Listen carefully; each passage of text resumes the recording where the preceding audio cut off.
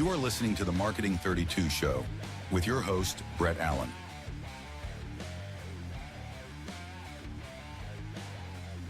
Hi, Brett Allen here, host of the Marketing 32 Show, where I connect with leading dentists, dental influencers, and industry experts to uncover for everyone the latest and greatest strategies, insights, innovations to help your dental practice grow and thrive. This episode, as always, is brought to you by our team here at Marketing 32. We're the only dental marketing team that I know of with a performance guarantee that if you're not growing, you don't pay us. We truly are invested in your growth and the work we do in transforming how dentists view marketing in the industry. So head over to marketing32.com if you need help with growth, marketing, all of that. We'll have a quick conversation, set you straight. Quick shout out to Kevin Henry. Recently had him on the show. We talked all about dentistry's most undervalued role, the dental assistant, and how to include them more in your practice and optimize your practice management software to get the most out of it with the help of assistants.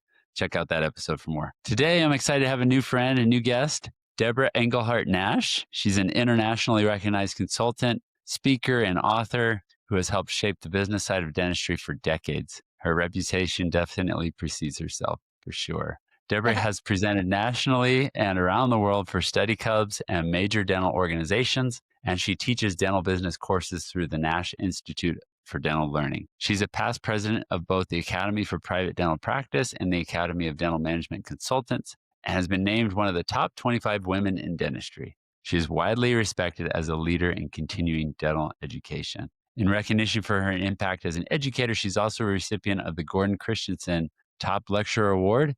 And just found out, talking with her before the show, she's on the short list for the Denobie Award this year. So excited to have you on the show, Debra. Thanks for coming. I have to piggyback on Kevin Henry's topic. I just have to. Okay. So I hope you're not thinking that you're going to control this conversation, because he is absolutely right.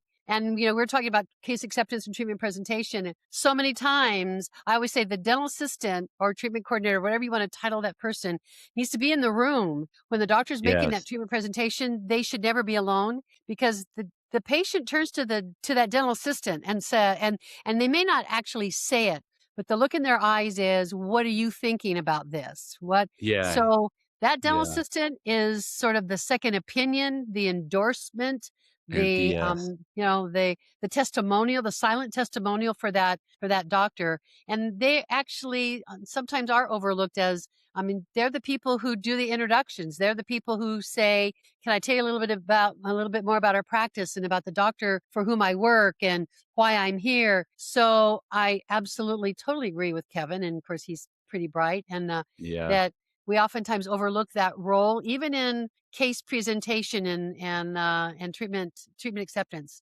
They play a very major role in that. And, even helping the patient, teaching that dental assistant how to say, when the patient says, I don't want x-rays today, I just want to have my teeth cleaned, I don't want an exam. Boy, you better make sure that those auxiliaries know how to have the answer. So so shout out to Kevin. It was a great episode. And I'm excited to go deeper with you on this topic of case acceptance, treatment presentation, all of that. You're the first expert I've had on the show where we go deep on this. So I'm excited to pull from you your expertise and glean more. As a marketing team, we generate leads. We get patients into the practice, but then we have to hand that off to the team. And it's like, that's the other part of the equation, right? So if your marketing's working, it generates the lead, but whether or not they grow into production accept treatment, that's the next part, right? Absolutely. So let's go, before we go deeper on that, let's get into your background. Why dentistry? Tell us that story, and then help us bridge the gap. How did you? Yeah, it wasn't my plan. My degree is in secondary education. Okay. And I was living in the Pacific Northwest at the time when all the bond issues had failed. Nobody was hiring a liberal arts school teacher, and that's what I taught. And I was substitute teaching, and I was working. And my dentist recruited me. He said, you'd be great in a dental office. My response was, isn't that a science? I didn't do that. I didn't do good science. I took geology as my science in college. You weren't so I didn't have to cut into a frog. So he said, and he was actually ahead of his time, because he said, it is a science, but before the science comes the people. And you have got some really innate people skills, and he had me take a Myers-Briggs test, and Yeah.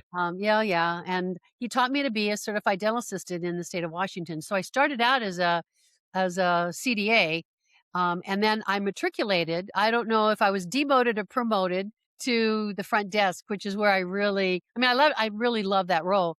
So I started there. From there I was recruited to manage a 4-man.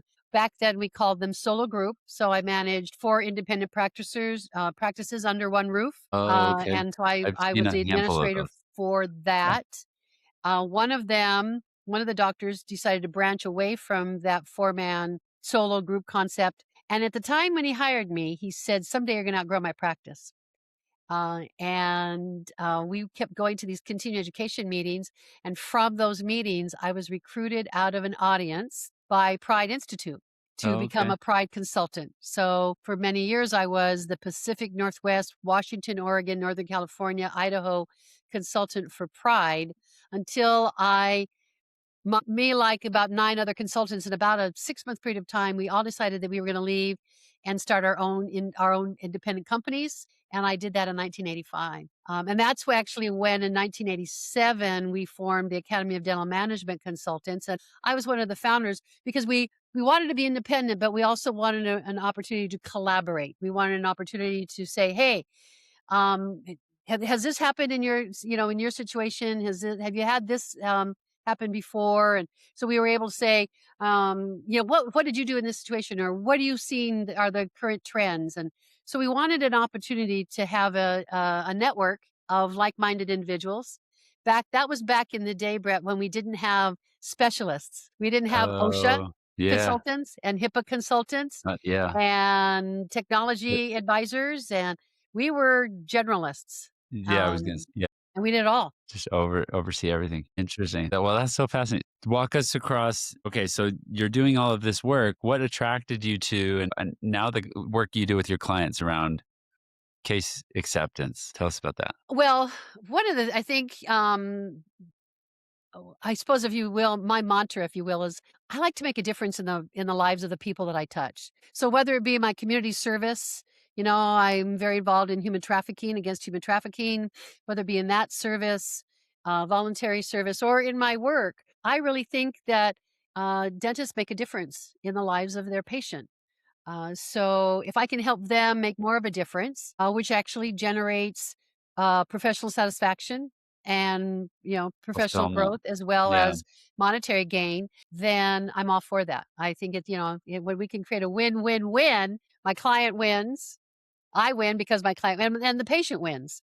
right. So and the team wins. So if I can create that environment, and I get pretty choked up. I get pretty involved with my clients' successes. I love them, and I get pretty choked up with my clients' failures. You were talking about, and you were right at the very beginning of the conversation. One of the things that attracted me to you was when you were up on stage and you said, "We don't get paid unless you see results." Right. And I've had some horror stories with some of my clients who signed up for It's a shame. Yeah. these It really amazing, is a shame in the industry for and sure. later on I'll say, "Why didn't you ask me first? Why did you do this?" It's absolutely incongruent with the kind of practice you want to build. And for an example, somebody who buys one of those loss leader, bring them in for clean and Volume. examine X-rays for Yeah. $49, and they're a fee Yeah. for service, cosmetic aesthetic focused practice, and say these don't mix, these don't jive. Yeah, you're right.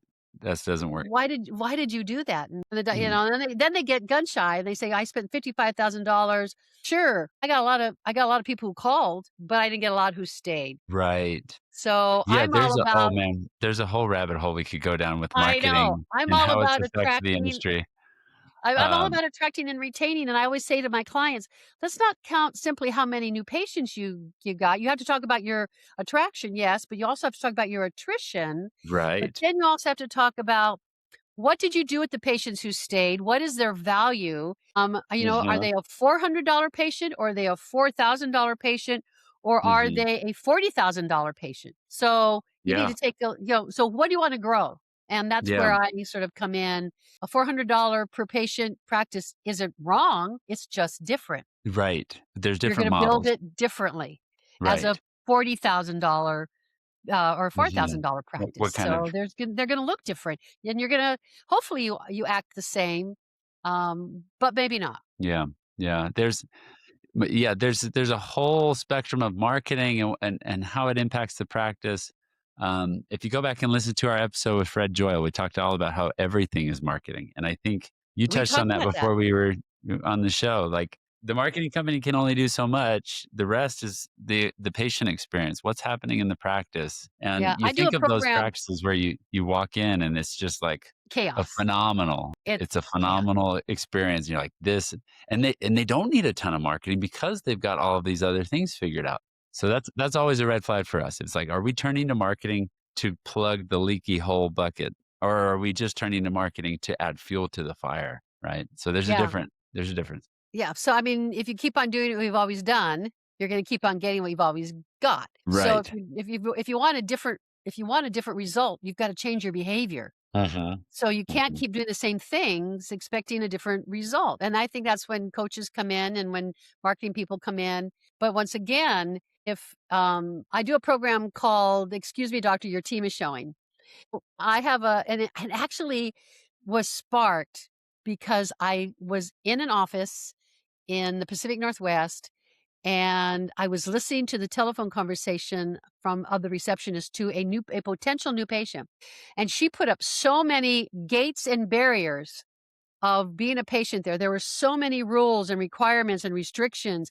In order for us to take you as a patient, you have to do this and this and this, and you have to do. I mean, it was almost Man. they were going to have to, bring in a magic show and a, and a dog that did trick. I mean, it was just Something to get people crazy to come.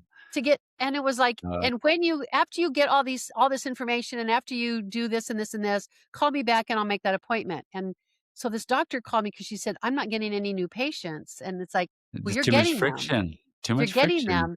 They're not Yeah. staying. They're not completing the transaction because of the way they're being treated when they call. Mhm. So I think, Fred says, that, and I often sort of say that the patient has chosen you from the minute they picked up the phone and made the phone call. They've made a choice. You Right. got to find out why they made the choice, what they're, and I have a question I That's like good. to ask the patient. My responsibility as a member of the team is to validate that the patient made the right decision. So I like to even go into this when we talk deeper dive and we're talking about treatment presentation skills. It starts at the phone. So many times a patient calls and says, "Hey, my name is Debra Nash. I'd like to make an appointment." And we start asking these questions. We start bulleting these. What is your name, your address, your social security number? Do you have any sexually transmitted diseases? Do you have to be pre-medicated? What insurance do you have? And we start asking all these Go through the questions. process, yeah. And it's because I have to complete this checklist. It's like, Mm. no, stop with the checklist. The first question you ask when I say my name is Debra Nash and I'd like to make an appointment. So it's Deborah, so that I can schedule the appropriate appointment for you. May I ask you a few questions? So you get Yeah. permission first. Yeah, And I when they love say that. yes, then you say, what inspired you to call today? So find out if they say, I just want to have my teeth cleaned, that's going to be a different conversation for the patient than said, I just saw my friend's veneers and I would really like to have a consultation to get my veneers done. Or Yeah. I'm looking for somebody to take my insurance. So I'm going to direct my conversation based Yeah. on the the reason the patient called. So rather than Yeah. me telling them what we're going to do to them, and rather than telling them what our policies are, that's a word that I hate. Mm. Here's our policy for all new patients. All new patients get a Nobody full wants night's of policy. X-rays and blah blah blah blah. They get all this stuff. And Yeah. I say, stop and say, tell me what inspired you to call today. Yeah, well, we're all humans, so, like, let's connect, and I Yes, think yeah, yeah. yeah, My that's important. It does start at the front desk for sure. Yeah, my premise, if you will, is build a relationship first, and the transaction will follow. Mm. And so Mhm. many calls and so many protocols are based on, we've got to get through the transaction. Go through the process, yeah. You have to go through the process first. No, build a relationship because this patient may not be right for you. When patients ask about fees, how much do you charge? And sometimes I hear in audiences, I mean, I lecture all over the world and all over the country. And sometimes I ask that question to my audiences. What do you say to the patient when they say how much you charge for? And oftentimes I get this response. Well, we tell them that we really can't quote fees over the telephone. They have to come in for an exam first. I go, Ye well, then say, that okay, that's good. you've Yeah. lost that person. You've lost that person. Oh, oh. You've lost So, that okay. person. So tell us what's the right way when you get the price I would be question? happy to discuss our fees with you. I would be happy to discuss I our would fees love with you. that. Okay. I'm Okay. happy to discuss our fees with you. Before I do, may I ask you a few questions? What made you choose it? Yeah. Sounds like you're looking for the right practice with the appropriate fees. Help me understand why you chose us. How did we Yes. get on your Love list? that. That is such a So subtle difference, but it's it's a it's huge. psychological Yeah. yeah. So when we say, I'm sorry we don't quote fees over the telephone, well, why not? Can't you give me an idea? Can't you give me a range? I'd be happy to discuss our fees with you. So now I have an amenable, Mm. coachable, if you will, if we want, I Mhm. have a coachable potential client. So then one of the things I will say, um, if you're looking for the dentist with the lowest fee possible, we may not be the dentist that you choose because that's not typically Mm. why patients choose us. Can I tell you a little bit more about who we are and what we do and why our patients love us so How much? awesome we are and why they wanna pay premium to come. Yeah, Yeah. yeah. So That's great. I love that is great. yeah, so So you start the yeah, the I line don't of want work to say that you you have do, to you come in start at the first. front desk. Yeah, Yeah. yeah. So I don't wanna do that bait and switch where you have to come in first and then we'll tell you, and then we're going, you're gonna have a comprehensive examination, you're gonna have X-rays, you're gonna have intraoral camera screenings. Yeah, make it I don't want the right. menu. We're gonna Right. the bottom line is, when you come in, we are gonna determine what's gonna be best for your care, and we're gonna take Mm. good care of you. Right. So we'll make decisions about what diagnostic information we need to gather so that we can give you enough information to help you make the right choice for your care. Yeah. We're not making It's the like choice. See, it's that goes along the back lines to of yeah, yeah, it's along the lines of selling the destination, not the travel plan, right? It's yeah, like, "Oh, now you're gonna go on a 12-hour trip, and you're gonna have to go yeah. through the annoying And you have to process have of this all this." passport and you have to have we're gonna No. take really good care of you, and I try and teach my teams that, there's a couple words to avoid. We're not gonna tell the patient what they need. So it's like, we're gonna sit down and we're gonna do a comprehensive examination, and we're gonna gather radiographs, and so I always say that we're gonna gather the information and to help you choose. So now Mm. that goes back to the patient is making the choice of what their care will Yeah. be. Not we're Another gonna tell you what subtle you need. psychological shift where Yeah, it's like, it's yeah, their choice. Everyone wants choice, right? yeah. Freedom is so important. Yeah, And and so so, yeah, sometimes rather than being sold yeah, to sometimes doctors start at yeah. tooth number 1 and they end up tooth number 32 and they say, "Okay, I'm gonna tell you what you need." And then we jump into and this is the other thing that sometimes happens, the doctors release the patient way too soon to go talk about money. "So, I've just told Yeah. you what you need. Now Sylvia's gonna come in and tell you about your insurance and tell you about how you can take care of what insurance won't cover. And here's Sylvia." The patient wasn't ready for Sylvia. Mm. The patient wasn't ready. So what do you yeah, So what's the right way? so I think the question rather than telling the patient what they need, and sometimes that gets into for some doctors, that almost gets into scolding. Oh, yeah, Yeah, how so are we we don't wanna presenting this? scold. Like, "You Yeah. terrible patient, how your teeth got this way?" Yeah, so I teach and I love it when doctors assimilate this question. And it's a magic question and I really and then Brad, I don't know if you know or don't know and some of the people who are listening may know. I and I may just invalidate myself right now because I am married to a dentist. Okay. Never in my plan. If you were going to tell me I was going to live east of the Mississippi, married to a Southern bald dentist, I would have told you never in a million years. But he's a renowned cosmetic aesthetic dentist. He's got the Lifetime Achievement Award from AACD, and he presents big cases. So we work together on that. And I have to give him credit. I have never heard a patient turn him down when he says, Brett, would you allow me to tell you what I'd like to do if you were my brother? Would you allow Mm, me to tell you what I'd like to do for you if family, you make were it a member of family. my family? Mm. My husband says, "Would you allow me to tell you what I'd like to do for you if you gave me carte blanche?" But some of my clients will say, "Would you allow me to tell you what I'd like to do for you?" I have never heard a patient say, "No, no, don't tell me what you'd like to do for me," ever. But I've Yeah. had heard patients say, "I don't want to know what I need. I want to know what my insurance will cover." Oh, yeah.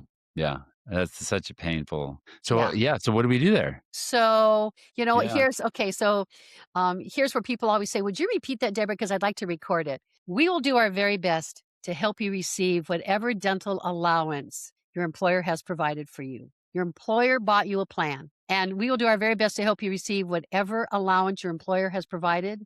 Mm. However, we will never compromise our standard of care based on any restrictions, limitations, or exclusions of any particular plan. That is why we don't participate in all networks, or we're not a preferred provider, because we don't want to be restricted by delivering what we consider to be the highest standard that you should come to expect in our I love practice. that. I love that. And Yeah, with we'll do our the best. with the So whole I battle try with and avoid. insurance in the industry right now, Yeah. yeah. I try to avoid people saying we're gonna maximize your benefits, because it almost sounds like we're gonna see what we can do to manipulate it. And not Yeah. that's how yeah, we're not gonna try and, maximize your benefits. We're gonna do our best to help you receive whatever allowance that was provided for you by your employer. Okay. And so what if you come back to a patient and it's like, well, this is a $10,000 treatment plan, but insurance is only going to cover 1,000 or Ah, yeah, and I right? would coach you, and I would coach you and say, "Brett, that is not what we say." So we say, "You are in." There are 50% of Americans have dental insurance. 50%, about half of the population have dental insurance. You are in that lucky 50%, and you will have this. You have a dental subsidy, or you're going to have a supplement toward your care. So you have $1,000 supplement toward your care. Frame it as a positive, not a It's negative. positive, and Yeah. you only have $1,000 as a negative. So you have $1,000 supplement that's going to offset the Yeah. cost of your care.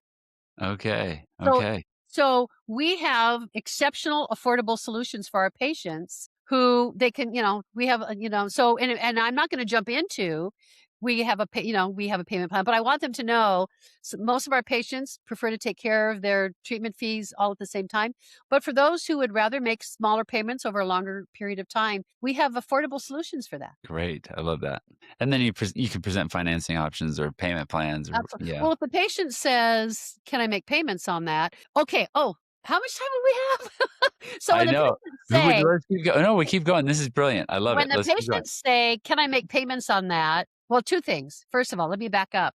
When the patients say, "Well, gee, that sounds great. Can you give me an idea how much this is gonna cost?" Oftentimes, the office thinks that is a stop sign, or that is a red light. When it's the absolute reverse. When a patient starts asking about money, they're ready to move on to the next step. There are now think about that. As a consumer, as a shopper, when I start looking at the price, it means I'm interested. Yeah, So I'm gonna make a when the patient decision. starts Yeah. looking at the price, it means they're interested. So when the patient says, "Can you give me an idea on how much this is gonna cost?" That's a happy sign. Yeah, Say, yeah, "You know for what? sure. We'd be happy to discuss that with you. Sylvia is my expert in finding affordable solutions for our patients." Okay. What I'm hearing you And now say you is, introduce Sylvia. if we could find a way to, what I'm hearing you say is you'd like to begin, or you'd like to and to start with your care, and we just have to work out those financial details with you. And if the patient Right. says yes, then then let's move forward. What was the second part? That because there was a two part that I stopped you. Um, Payment plan, financing, I don't know. oh yeah, I see. I get all myself all caught up in that, Oh, but I it's think great. it's Well, there's so many nuances to this whole ordeal and doing it the so right many way to nuances. optimize it and I mean, if we tonality. were I mean, all these subtle shifts of phrasing. It's like so what does it look like? So if I'm an interested office manager or dentist, I'm like, okay, she is the queen. So as everybody says, just ask Deborah. That's what you tell yeah, what would Deborah say? What would Deborah say? So if they come to you and they're gonna work like, "I need help with this," what does that look like? How do you work with them? Oh, I know What Yeah. I know what it Oh, was. Sorry, I time have to out, go back back. up. So if the Okay, patient says, "Can I make payments on that?" I am okay, not going to initially assume that they want to make small payments over a long period of time. So when a patient says, "Can I make payments on that?" My sure. answer is, "Of course you can. Tell me what you had in mind. I'll give you a Oh, put it case back in on them. point." My husband had a patient. It was a full mouth rehabilitation. It was a 60 some $1,000 case. Patient says, "You know what? Yeah, I want to do this. It's time. I need to do this. Can I make payments?" Now, some offices would say, "Oh, $60,000, case, and they wanna make payments. They Yeah, wanna make a $25 a 5-year month payment." plan. We make Yeah. we have a tendency to be catastrophic thinkers. We think of the catastrophe. So, I said to her, "Well, tell me what you had in mind." And she says, "Well, I need to move some money around, and I know this is gonna take about 8 weeks. Can I make, 3 payments of $22,000 each?" Yes, of Yeah, course. that'd be fine. She said, "I can write a check for $22,000 now, and then, when I come back in, I can write you another check. So can I make 3 p" So never assume when the patient says, "Can I make payments on that?" They're talking about A $100 7-year plan. month Yeah. payments into perpetuity. So ask the question. Absolutely, you can. Tell me what you had in mind. Oh, that's brilliant. Yeah. Okay. So you Well, might get okay. more upfront than you thought you would have. Yeah. Yeah. You're a wealth of knowledge, like I said. So if I want to hire you, Deborah, what does it look like to work with you? What is it like? Is it Zoom sessions? How do you work with the team? You know, Tell us that. well, it's funny. I work in all different. I work what's best for the client. So Okay. sometimes I work in Zoom sessions. Okay. Sometimes I work in Zoom sessions followed up by in office because Okay. when we talk about treatment presentation skills, there's some nuance of body language. 55% of how we Oh, communicate body yeah. language. So if I can be in an office and say, look how you're sitting. I Mm, need you to move your chair a little bit more forward. I need you to lean forward. Look, here's what you're saying. So talk about your pace. So sometimes it's Zoom and then followed up by in office. Sometimes it's in office followed up by Zoom. mhm. So I have both situations going on right now where I did a Zoom training a couple of weeks ago and I'm getting ready to go in at the end of February now to spend 2 days with them on Oh, yeah. now let's follow up with what we started. Now let's follow up with what we're going to in person. So I Great. do both. I do both. I want to make it work. Great. Yeah. I know there's more and more, I hear of, like, cameras in the office, right? So does that help if you could get, like, cameras and you could see how they're interacting before you go in person or whatever? I've never done that, but I do know that. I mean, I actually white label for another consulting company, Oh, and okay. they do put cameras in offices for them Okay. to. And it's actually not necessarily for the consultant to see, but to play back for the team to watch Quality. themselves. Yeah, And right. sometimes we fall into patterns. We say No, a ton, things 100%. and I said, "Do you realize I had a client in Arizona, and, one of the things that he says, "Man, I didn't even realize I said that." And he's a brilliant dentist, and he's very successful, but he says during the recare visit, he says, you know, "Someday you really should, take a look at this, or someday you should do that." I said, "When you say someday, you're giving that patient permission not to move forward. Right. Why is it Yeah. someday now?"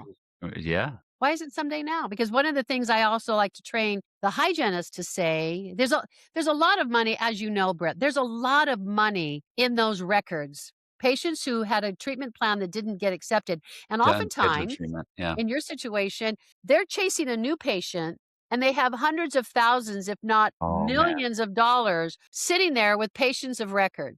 Mm. So and I oftentimes the hygienist will Yeah. say, "Don't talk to Brett about those." We already told Brett that he needed those crowns. We've told him it's like 16 times and he's not interested. Insurance isn't gonna cover it. Just to Brett has a reframe. low dental IQ. He's not gonna do it. It's like, wait Yeah. a minute. So I like to teach the hygienist to ask the question before they begin, "Brett, I see that doctor has recommended treatment for you that is yet to be completed.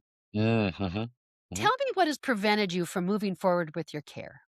And you're gonna tell me cost, number 1. You're gonna tell me time, you're gonna tell me fear, and I think value is number 4. I don't see the value in it. I don't see the value in it. Oh, yeah. It's We so can talk about the new validating. patient exam and the recall exam.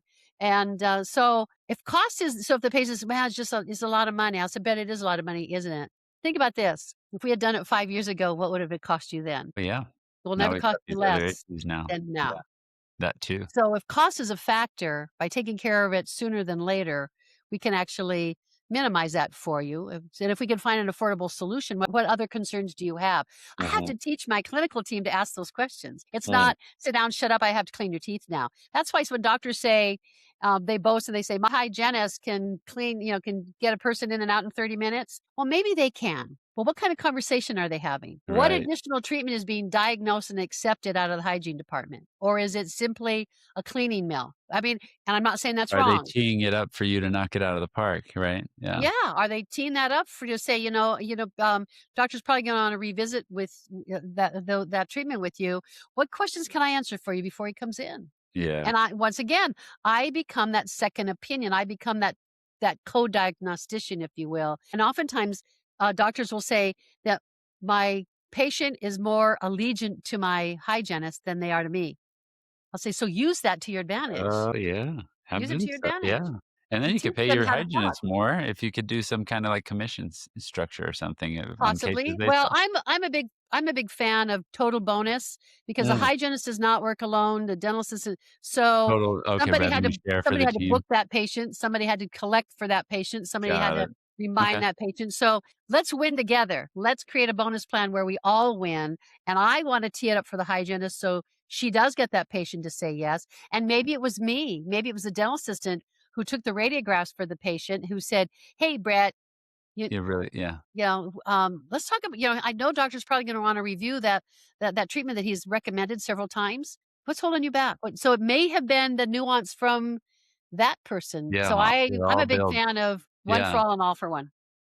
Well, I love that. Pay There's so her much based on here. what she's the pay differential for a hygienist and their value will indicate what they bring to the table, what they bring to the practice. Absolutely. Well, this has been such an awesome conversation. I know, and I have clients that I want to introduce you to that can benefit from working with you. So, everyone, if you want to reach out to Deborah, hear more from her, and connect with her, where do we send them? Oh, well, you can call my cell phone all the time. I Okay. don't have a meter on my phone. I don't have, 15-minute max. So, we can have a Okay. conversation. I was on a new client yesterday for 45 minutes, so if that's what you need, that's Yeah. what you need. So let's have a conversation. You can call me 704-904-3459. And is it really a zero or is it an O? It's a I zero. didn't say, oh, yeah. I said, did you say It's a zero? it's a numeral. It's a number. Yeah. It's a zero. See, but 4-904-3459. Text me yeah, I and say, say "Hey, can zero. we have a My conversation?" cell has a zero in it. I say zero. Yeah, good. So a lot of people say, Well, "Oh, oh, this is great. We'll put the cell in the show notes. So if you're driving or whatever, don't worry about it. You can click back and find it on our website, marketing32.com. But this has been so awesome, Deborah. hey, Real quick before we go, I know we're out of time, but I got to get that gold nugget from you. What is that one thing? I always close the show with this. What's that one epiphany? If we could help doctors, their teams have this one epiphany, it would have this ripple effect for them, maybe in their practice, in their life. What's that one thing? wow." For me, if I had to make one answer, it would be, intentional and engagement, but I would say time. I mean, you're asking your patient to commit, to Ooh, trust you, to commit to you, to commit $400 for a patient could be a lot of money. For 1,000, for 40,000, it's a lot of money. Give your patient the time that they deserve to make the right decision for their care. So take more time. And connect with them. I'm Don't just rush. more of a, create a relationship. Take the time to create the relationship, and the transaction will follow. Time. Love that. Take Love more that. time. Makes sense. Makes total sense. Well, this has been great. Everybody, I hope you enjoyed it. Deborah, thank you again. This is so great getting to know you better and talk about all that you know. This has been great. Thanks. Pleasure. Yeah. All right, everybody. Until next time on the Marketing 30, I butchered that. Until next time on the Marketing 32 show, have a great rest of your week. Take care. Take care, everybody.